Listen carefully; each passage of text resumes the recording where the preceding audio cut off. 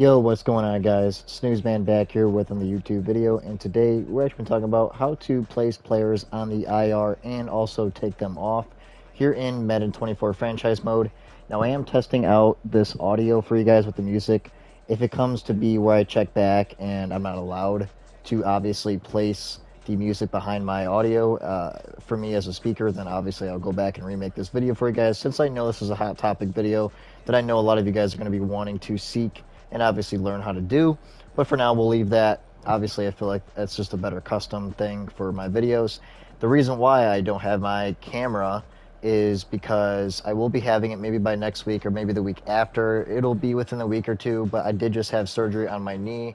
You might even, I do apologize if you hear some noises with machines that I'm kind of like using right now as I'm making this video, and I'm also in a different room making this video, so my apologies for that. But guys, out of all that nonsense, let's go ahead and get started with today's video. So I did get to week 2, and we have an interesting situation right here that I think is the best example for the video, which is Roschon Johnson, running back. He broke his wrist, and as you guys can see in the top right, he is out 6 weeks, and if you tap on him, it says that as well. Now make sure that when you tap on these players, they're obviously giving you, sometimes it doesn't, giving you that option to place them on the IR. So go ahead and place Roschon Johnson on the IR. Now I'm not too sure, but I do believe that you still have to wait it out 8 weeks to get him back. What is the biggest thing of putting a player on the IR? Or what's the biggest great out of that? Basically, when you place a player on the IR, it removes a roster spot for you. So basically, it's not just like kind of leaving a player out for dry, out in the dust on your roster, and you can't really replace it because usually, obviously, you're usually out of 53, you're usually maxed 53 out of 53, and you're kind of handcuffed to not get another player. Well, now at this stage, you can actually go into free agency, replace Roschon Johnson here by placing him on the IR, and that way you guys can obviously look forward. And then when he comes back, again, you have to wait 8 weeks. I still believe from Madden to Madden it should be 8 weeks to get him off of IR. So basically, he's going to be technically, so to speak, in Madden terms here, sitting on the IR healthy for 2 weeks. Let's go ahead and put him on the IR. We successfully did that. So guys, and I guarantee you, since now he's on the IR here, that we can, if we back out, what is it, week 2, we probably won't get him back 3, 4, 5, 6, 7, 8, 9, 10, at least week 10, week 11-ish. I would think week 11, but what's mid-season? I don't know what mid-season would be. I think we can go till mid-season, and let's check back on it. I believe mid-season would be... Okay, so there's 18 weeks, so week 9. So yeah, we'll just go from that point and check back on it and see if I'm right, guys. If you guys are, again, new, make sure you guys are, if you guys are sitting in here, dropping a like, hitting that sub button down below. It really helps me out, especially going through kind of a rough time here, guys. Again, post-surgery, so really would help me out if you guys can hit that like button, hit that sub button. Hey, any future tip videos you guys would like to see? I have a lot more time coming up if I can get my way to it. Obviously, I really enjoy getting you guys and getting around to videos that you guys want me to do, and I feel like I will have a lot more time doing that. So as this is loading up, if you guys want to help me out with that, that would be obviously huge. Okay, so now we are back here at 2 and 5. So let's go ahead and go back to manage roster, go to the injury report, and let's check on Roschon Johnson. Roschon Johnson. Okay, actually, let me check back on what week we're actually in, because I didn't see real quick.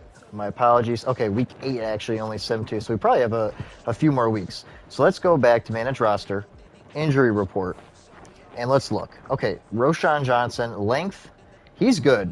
See what I'm saying, though, guys? He's good. We simmed.